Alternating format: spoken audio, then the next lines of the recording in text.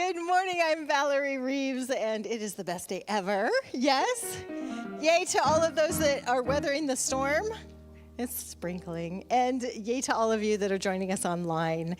It is time to stand up and do our congregational song. So please stand up and join us.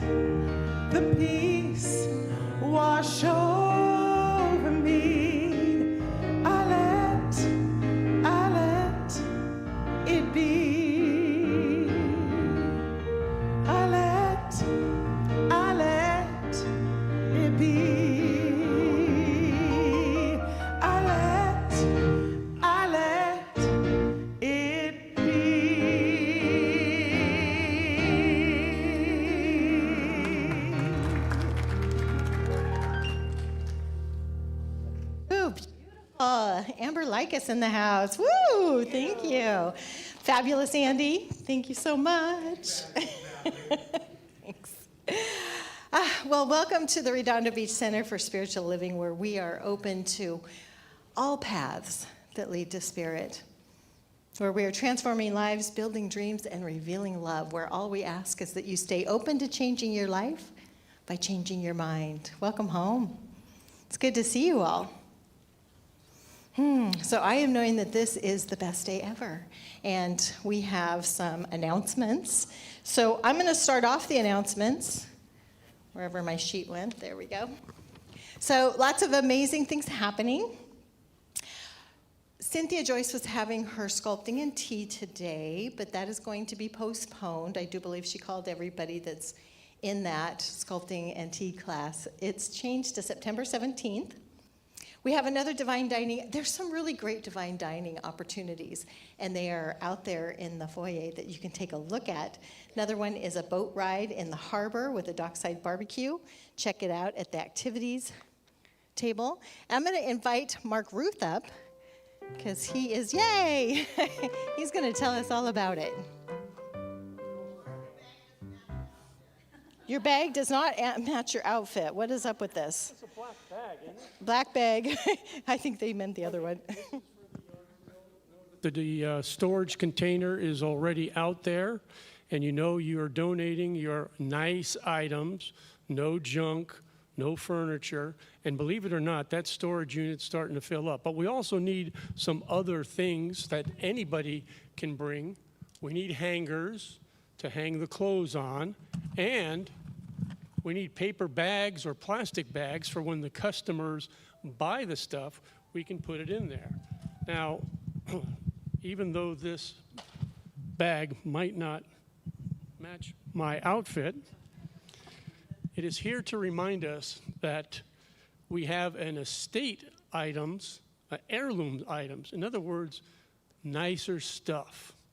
And Vernetta Lieb, and I think the German word for Lieb is dear and Liebe is love, and Jane Zumbrau, and in English, that's Jane Zumbrau, they handle the estate heirloom items. So your nice jewelry and more expensive items, we don't want you leaving it out in front of the storage unit.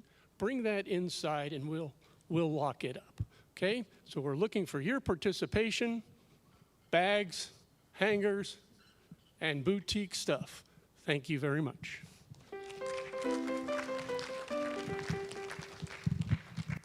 Thanks so much, Mark. Good morning, everyone. I'm Katie Frankel. Hi, President of the Board of Trustees. Great to see you all today. Listen, tomorrow, Monday the 21st, our men's group is meeting in the foyer at 7 p.m., so you'll also see Mark there. And then I have a special item to let you all know about. A week from today after service, I'm hosting a panel discussion, and it's called Spiritual Parenting with Teens. It's Sunday the 27th from 1 to 3 p.m. in Richelieu Hall. Even if you're not a parent, join us because our center is part of the entire Beach Cities community. We really need to understand what is going on with the mental health of young people in our community and how we can support them and their families. Reverend Valerie recently rented out our parking lot for an event to support e-bike safety. That's important. Thank you, Valerie, for that, but there's so much more we can do here. We have such a big property. The discussion on the 27th is not only a fundraiser, it's a unique opportunity for our center to connect with Beach Cities Health District, South Bay Families Connected, and a leader from the Los Angeles Baha'i faith community will be here. We'll also hear from teenagers on the panel, and our own CSL members are on this panel. We've got Dr. Sharon, our interim senior minister. We have Dr. Floyd McGregor, who's a member here and a psychologist, and May Ruth McCants is also going to speak on the panel about how drumming is a part of emotional, spiritual, and mental health. Thus, May Ruth's Drumming Circle will move to meet the last Sunday in September and not next Sunday, the 27th. So please see me after service if you have any questions about this event next Sunday, and we hope to see you there. Moving on, a big thank you to our garden club. I hope you all notice when you walk in that they plant beautiful flowers. Thank you. And the gardens and the grounds look great. Please see the back cover of your program for our 2 book studies and other events, and also check out the activity table in the lobby. Thank you to all our wonderful volunteers, everyone. We appreciate you and we see you. We're always looking for new volunteers for the garden club, for the tech crew, and more. If you're interested, please stop by the front desk and see Doris or Dominic or anyone and give them your name. Next up, Amber is going to lead us in our meditation.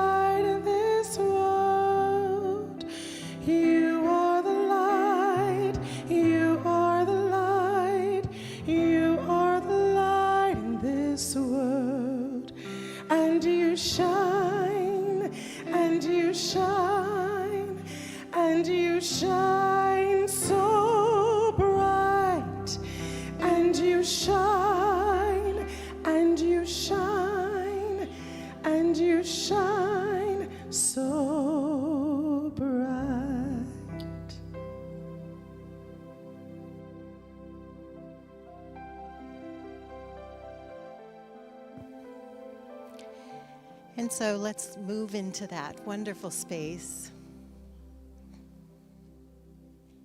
Centering in the here and now with your beautiful shining light. Just breathing in the fullness of life.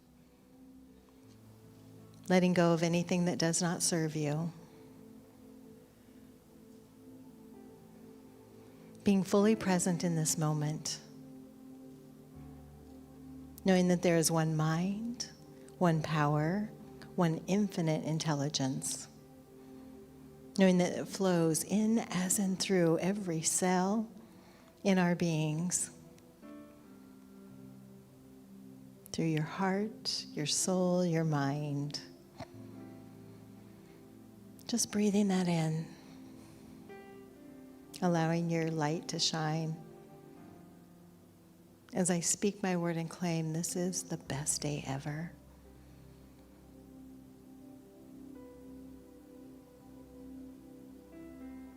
That we allow the rains to just wash away any sorrow, any hurt. Knowing that there is healing going on in, as, and through this universe. As we send love to Maui. We send love to all of our loved ones, our ancestors. Being that beautiful space of gratitude, I am so grateful for all that has brought me here to this moment, to this point, knowing that life is good and life is very good. That I am grateful that I am open to the message, to the music, to the words, to the energy of the here and now. And in great gratitude, I just release my word into the universal action of the law, knowing all is well. And so it is.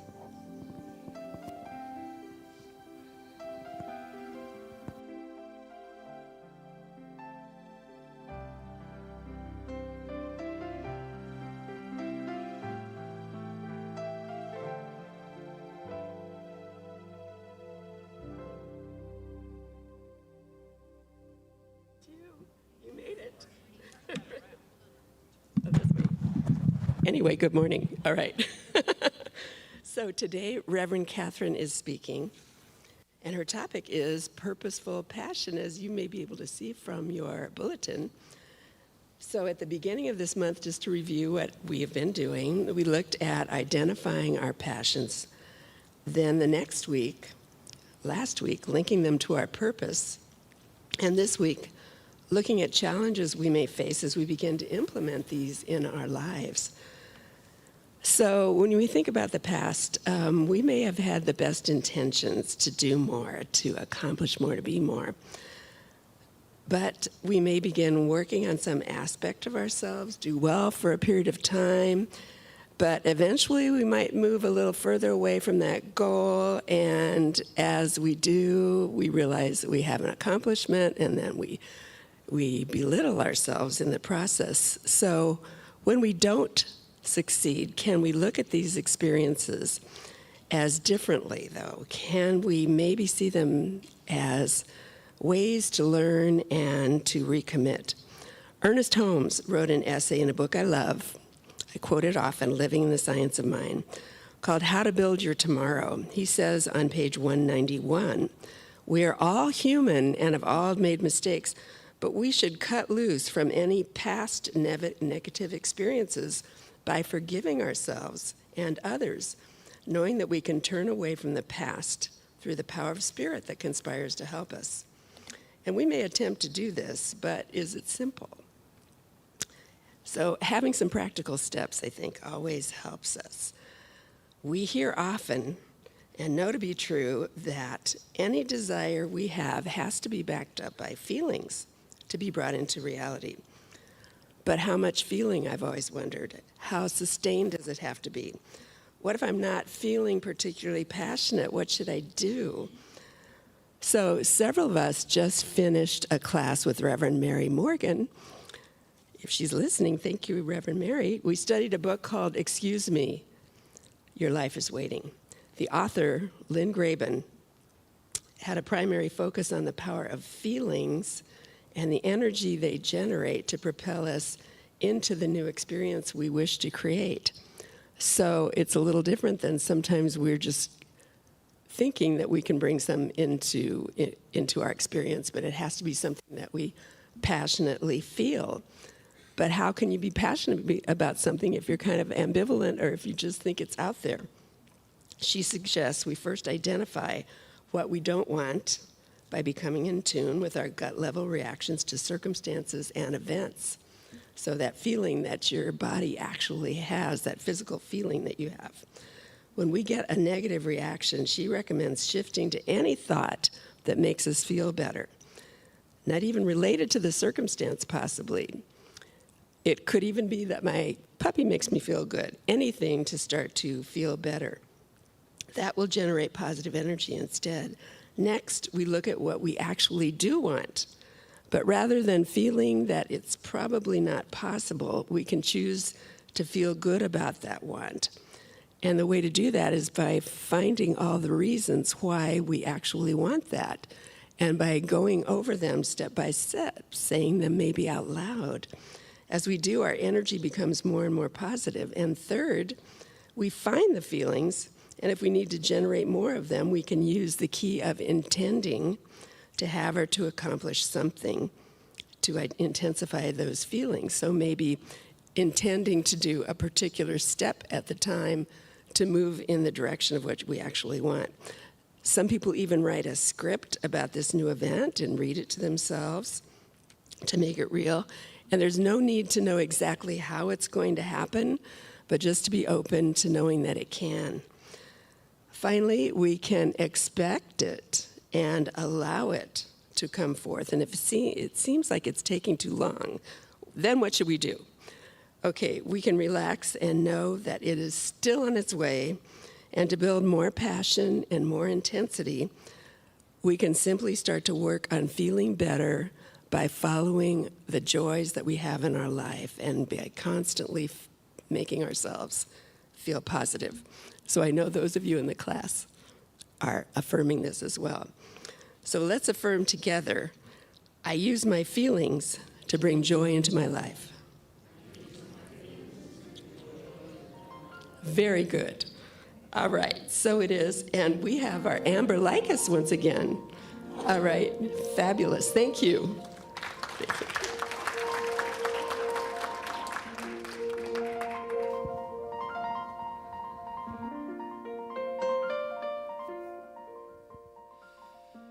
Good morning. You know, when I think of home, I think of a place, I don't know about you, but I think of a place where there's just love overflowing. And sometimes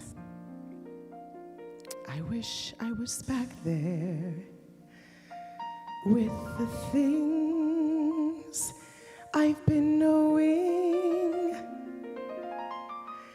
Wind that makes the tall trees bend into leaning, as they're doing right now.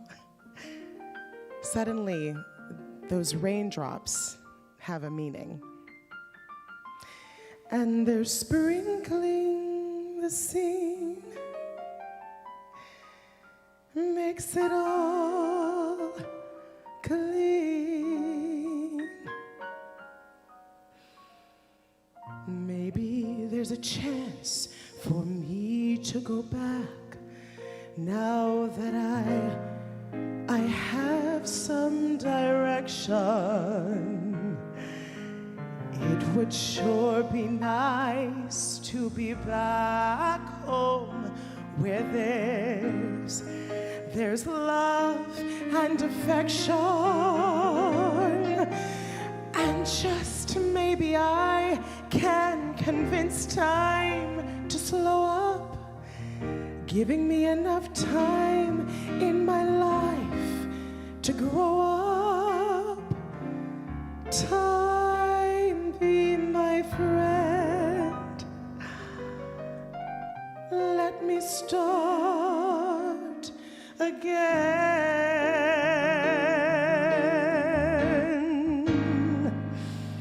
Suddenly my world's gone and changed its face, but I still know where I'm going.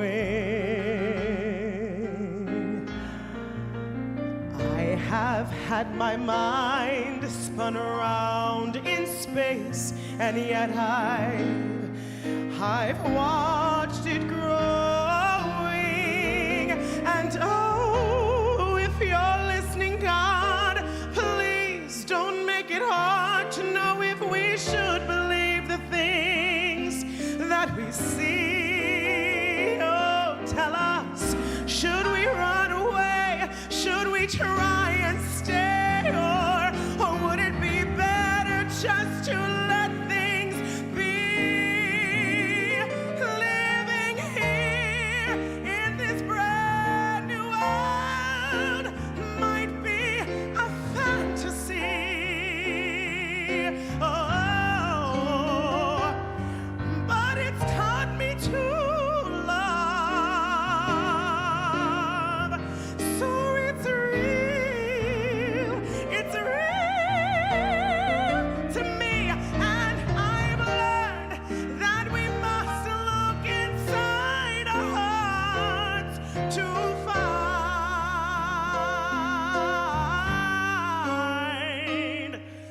a world full of love, oh, like yours, like mine,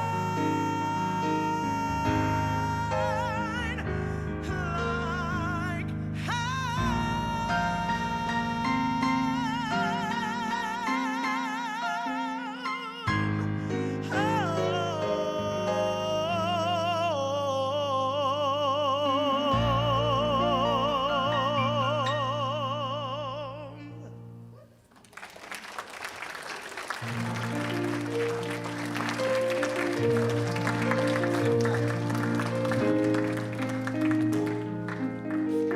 Thank you, Amber. That was beautiful. Thank you. And with passion, yes. Thank you. Welcome, everyone, and welcome to all of you who are joining us from across YouTube. Very glad that everyone is here. And the ones in the room weren't afraid of the rain. Thank you so much. In 1997, Julia Butterfly ascended a coastal redwood tree in northern northern California, and she took with her a platform and she put it up there, chained herself to that tree in protest to the fact that the Pacific Lumber Company was going to clear cut all of those trees. She did that because of the passion that she felt for that idea. The tree was named Luna during that time, and Luna still stands today in testament to the success of her operation. And she became well known. Butterfly did. She became known for what she did because she stayed in that tree for over 2 years. Mary, who's an energetic woman who really was passionate about the planet, passionate about festivals, passionate about activism. So she was excited to go to this wonderful festival that was going to celebrate all of these things, and the featured speaker was Julia Butterfly, and she was eager to hear what she had to say. Julia Butterfly came out, and she immediately had harsh words for her audience. She chastised them for not coming here to celebrate the environment and making a mess of the place. The trash cans were overflowing. And she said, "You are wiping your mouths with a paper napkin that was made out of virgin trees." And she chastised the festival itself for not providing ample environmentally friendly utensils and for not recycling what they did. Mary was shamed. She was upset because she believed in those things and yet she wasn't living them. She ran from that speaking event, left the festival, and went home. She percolated all of these feelings. And the result was she began a company known as Green Mary, which is still active today. And this was in 2002. Recycling and making this planet work in the area in which she lived. It was true that both of these women acted on an idea that they felt passionate about. Now, Julia Butterfly went on to co-author a book called One Can Make a Difference. Indeed. Now, we have to know that Julia Butterfly didn't stay in that tree for 2 years all by herself. She had help. And she had help all along the way. Mary went back, and when she started her company, she had a group of committed people that worked with her. She ended up making them co-partners in her company. Margaret Mead said, "Never underestimate the power of a group of committed people who can change the world. Indeed," Margaret Mead says, "it's the only thing that ever has changed the world." Ernest Holmes doesn't speak so much about passion. He has a few entries, but he definitely speaks about purpose.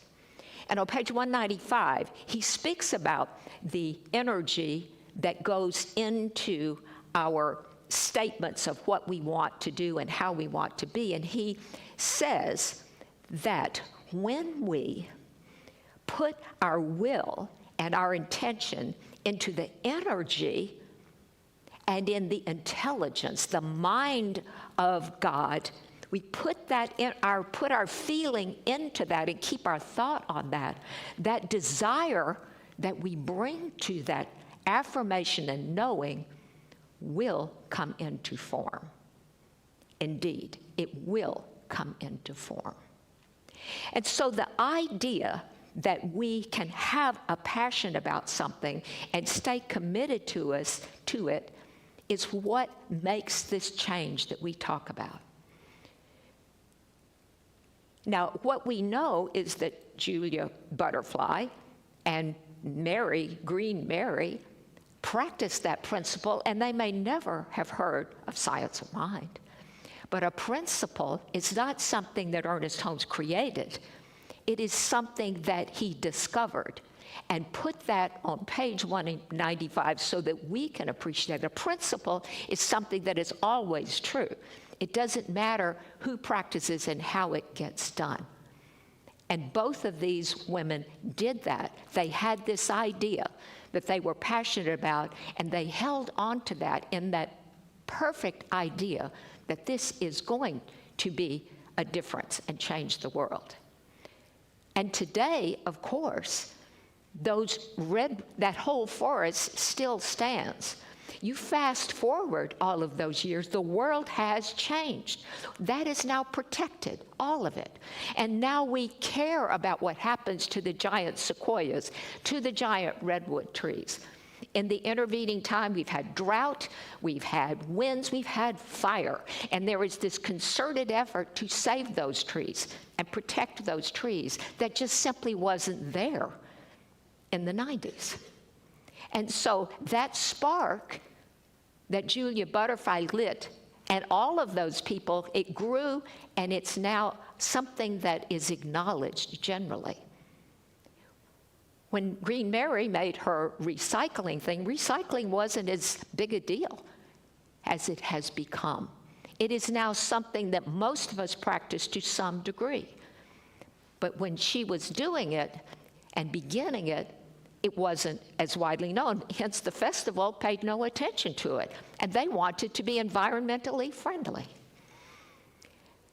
What I know is that this principle, that passion produces, that idea, I know personally. I have been very passionate about a couple of things, or many things actually in my life, but one of them, decades ago, was about changing my diet. I read something that said that the way you treat your body and how you take care of those things in your 30s and 40s determines how healthy you are, what kind of body you are presenting to yourself and to the world in your 60s and 70s. Something about that lit a spark in me. It was just something I read, but I changed my diet. I changed it dramatically. I won't go into all of it. That's probably boring. But one of the things that I did do is I started grinding my wheat and making my own bread. I was not happy with the bread that was sold in the stores in those days. The other thing that I did is I stopped using any kind of fast food. And there's more. But those are the things I did. Now, in those intervening years, those practices that I have been added to, taken away, shaped, changed. And that is just what happens in life. But I've still remained committed to that idea. Now, I can say that I changed my diet. I also changed Bob's, or I semi-changed it, because he ate out for lunch every day. But at home, that is the way we ate. That is the way I raised my children. Now, fast forward to a period of time, and then I came here, and I was only here about a year before I was invited to make snacks for Vacation Bible School. Well, I only know one way to do that, and I will serve healthy food.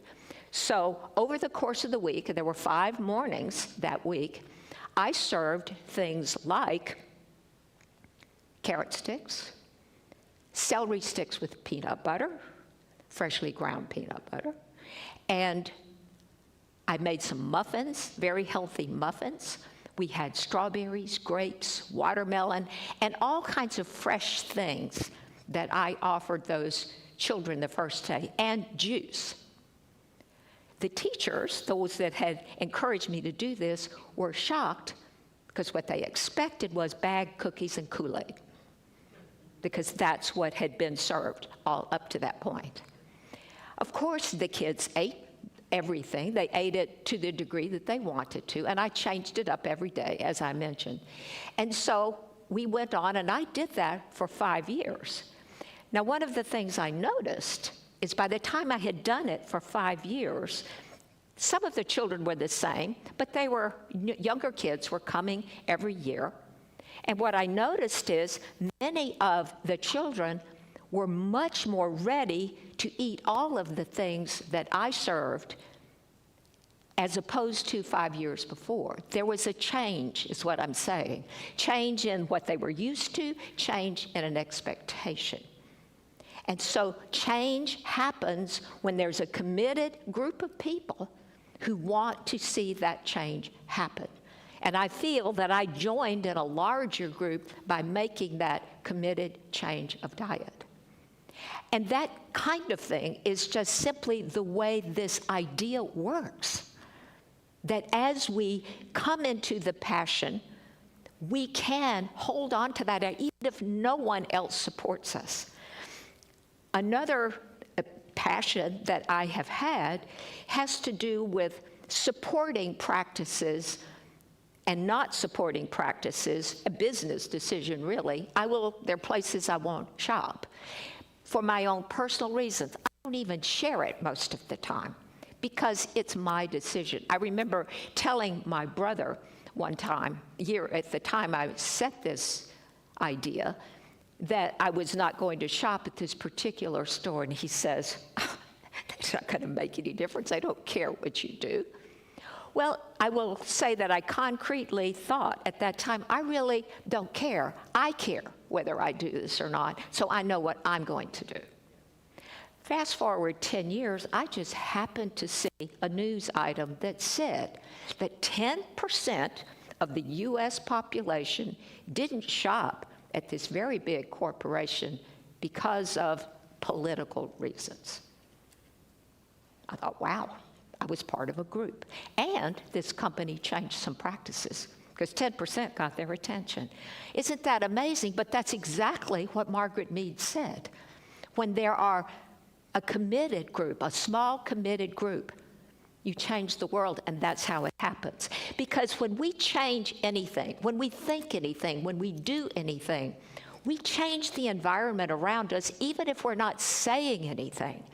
Change is something you feel. The way you are, your consciousness, it absolutely changes the environment around you, and things can happen. But you're the person, you are the way, you are the person that has to have that commitment. And so that level of commitment varies for different people. And I know, I didn't know this teaching when I changed my diet. I'd never heard of Science of Mind. But by the time I moved here and took Science of Mind courses, I remember reading things in 101 in the Ernest Holmes Science of Mind textbook going, of course, because it rang so true to me based on my level of belief that I had moved into because of the passions that I had had and the things that I wanted to do. And so as I think about that level of commitment, I remember I have to only speak about what worked for me. And I think that each one of us has to demonstrate for ourselves what it is that we do. Now, what are we passionate about? What do we care about? Well, that answer is different for everyone. This idea doesn't have, it can be personal, as mine were, but it could also be an idea, as the two women that I spoke of, that you get a committed group around you to do wonderful things. I met a woman here who came to us from another center and was visiting for a while. And she told me that at home, some couple of years before, she felt this urge to start, and in her case, it was a garden club, that she committed a number of people to it, and that idea grew into something that was much bigger than what she started with. Because she convinced people her passion, her idea, and they were doing things not just for their center, but they were doing things for the community, and they brought people in. They were creative. They created some money for the center, but more than that, they brought happiness and peace and this energy level that those people were seeking an outlet for. How wonderful is that? And she felt, as she was telling me about it, she just glowed. She felt so good about it.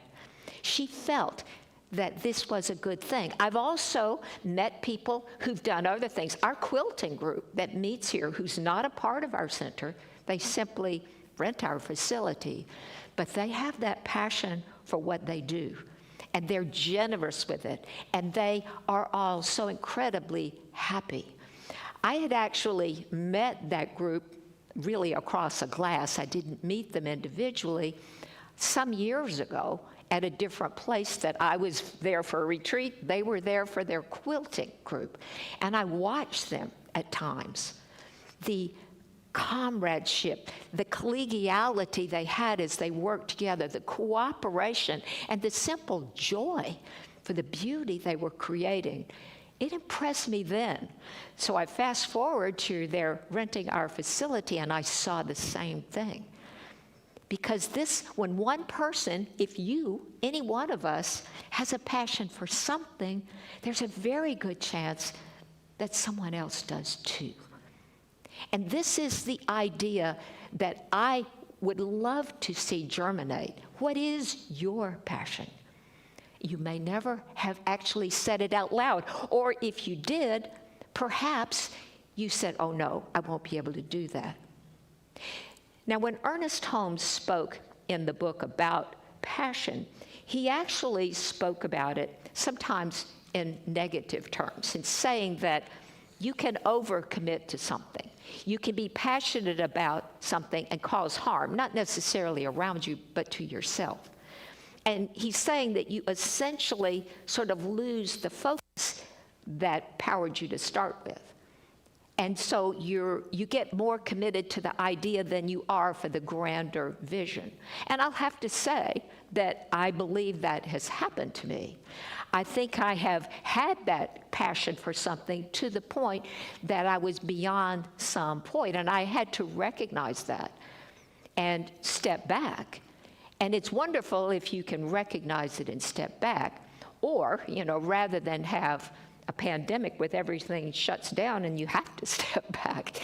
And that's essentially what happened. Everything stopped.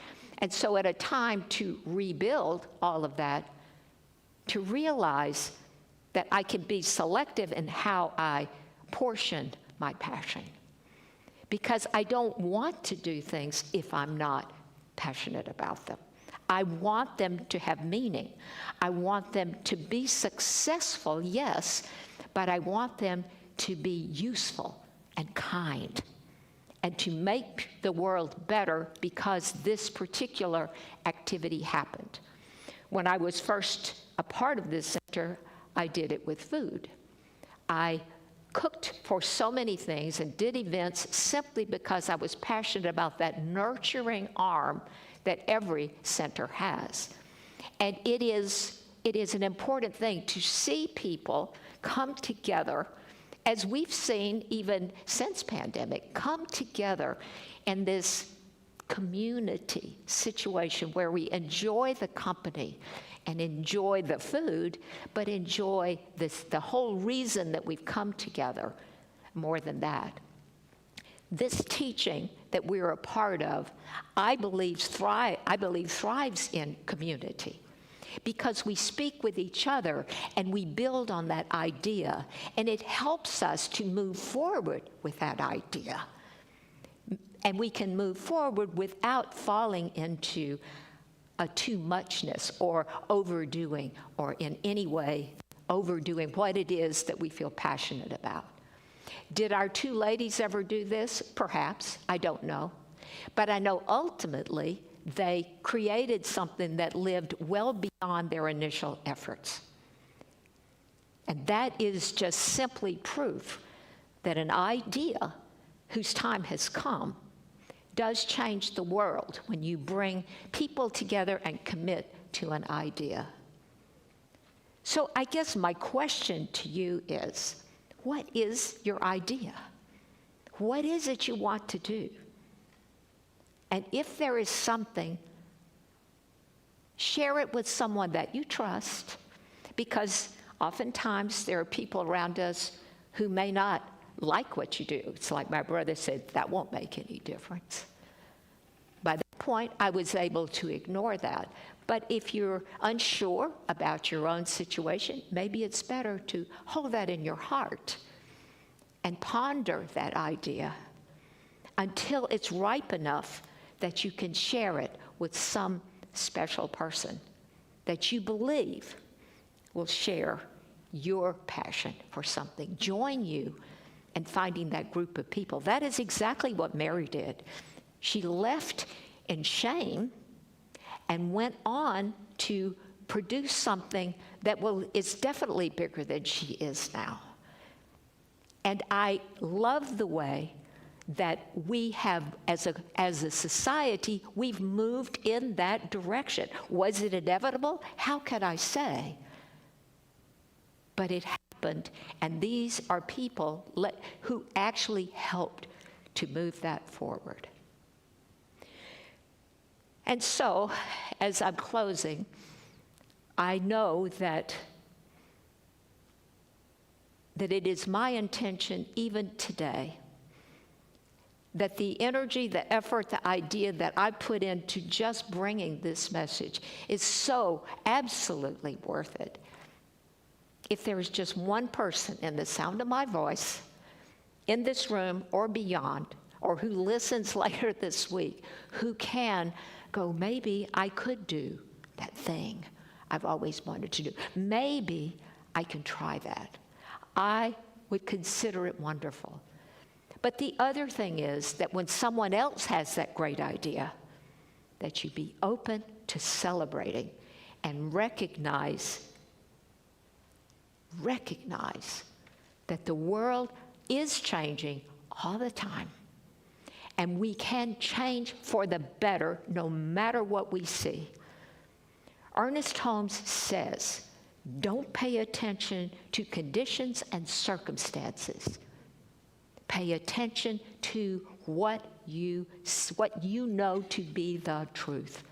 That's why he said in the quotation I shared with you, keep your mind, your eye, your attention, your will on the energy and the intelligence of the divine as you move through that statement of your desire and your passion. Because that is how we all change the world, and we change it for the better when we are using the support of the power and the presence to do that. So I invite you to join me for just a moment. As we know that that breath of spirit that inhabits every single person, that breath of life that moves through us, is rich with the potential and support and inspiration for implementing the desires of my heart and my soul. And so I simply allow that inspiration of spirit that is unique to every person to move through me now and give expression in a way that I can love, I can appreciate, and I know that the world can be better simply because I am here and I am living in this world and making this world a better place. So I agree, knowing the creative process is operating, and I say, and so it is. Thank you very much for being here. Thank you. And I love what we're doing. And I am about to invite up Amber Likas, who's going to share with us another beautiful song. Thank you, Amber.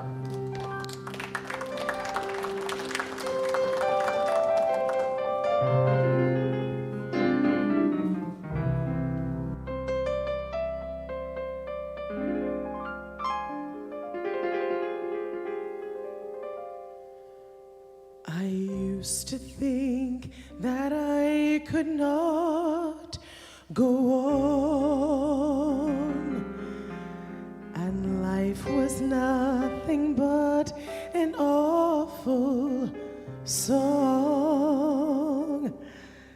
But now I know the meaning of true love. I'm leaning on the everlasting arms. If I can see it, then I can be it. If I just believe it, there's nothing to it. I believe I can fly. I believe I can touch the sky. I think about it every night and day. Spread my wings and fly away. I believe I can soar. I see me running through that open door. I believe I can fly. I believe I can fly. I believe I can fly.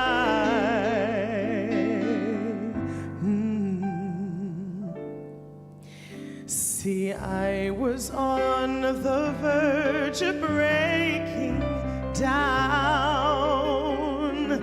Sometimes the silence can seem so loud, but there are miracles in life I must achieve. But first I know it starts inside of me. Oh, if I can see it, then I can do it. If I just believe it, there's nothing to it. I believe I can fly. I believe I can touch the sky. I think about it every night and day. Spread my wings and fly away. I believe I can soar. I see me running through that open door. I believe I can fly. I believe I can fly. I believe I can fly. Yes, and I believe in you. Oh, if I can see it, then I can be it.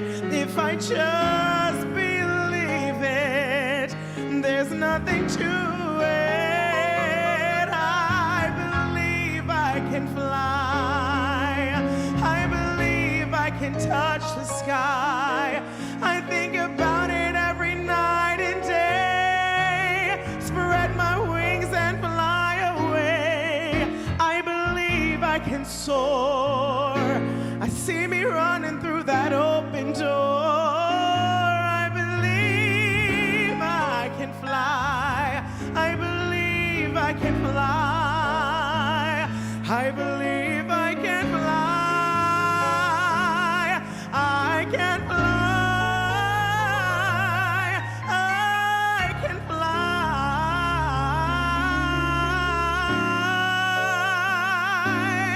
I can fly. And you can fly. And we can fly.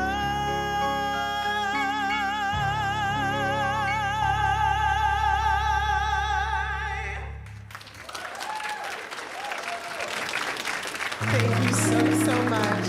Thank you. Amber, that was lovely. How many of us want to believe that we can fly after listening to that? Thank you, Amber, so much. We come to the time in our service as we share our bounty with us, that this is a giving time. And I believe so much in the power of giving. And I know that giving is part of receiving. It's that law of circulation that we tap into. And that committed giving is what we're called on to do. To know that we are giving because, not that we will receive, but we are grateful for everything that we have received in this center. So as we step into that notion, let's share the blessing. Divine love consecrates my gift. It goes forth to heal, to bless, and to prosper all those who give and all those who receive. I rejoice in the sharing of my good, and I release my gift with love, and so it is. I'm so blessed. I am so blessed. I am so grateful for all that I have. I am so blessed. I am so blessed. I am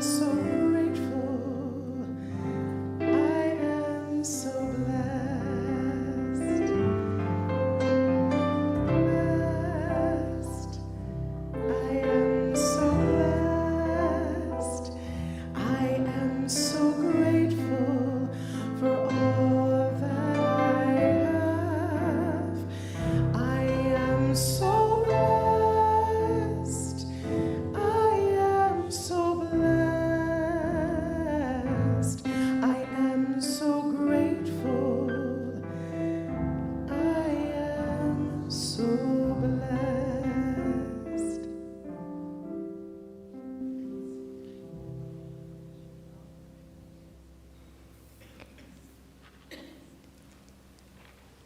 I am so blessed. And I take in this idea that I am here in this world on purpose. And I am here for a purpose. I know that the wide, expansive Spirit, the divine, is moving through me in every moment of my life. And in this moment, I simply allow myself to feel that presence, to participate in that presence, because I am in this life of God. And in this life of God, I am living fully. And I am expecting in this world that I have robust and abundant health, that I move through and know and live and expect wonderful blessings. And in the body of my affairs, I know that I am successful, I am prosperous, and I know that everything that I do comes back to me blessed, overflowing, pressed down. I also know that this creative life that I am in is such an incredible part of being and of doing. And so I allow myself to be inspired as I allow the divine to be in my consciousness, to stay awake to that awareness that is the divine, to inspire me in all that I am doing. And so in gratitude for all that I have, for all that I am, and for all of the blessings that keep accruing in my life, because that is what I expect. I simply agree as I release this word. I release it knowing the creative process is operating and working and knowing with me as I say, and so it is. So as we rise for the peace song, I'm inviting our practitioners to come and stand here. They are here for everyone who chooses to come and be a part of this center in that way, in a prayerful way. They are here for you, and they're here to know the truth for you. We have many people who really do partake of this idea, and you're invited to join them. And so let us begin with our peace song and know that it is so.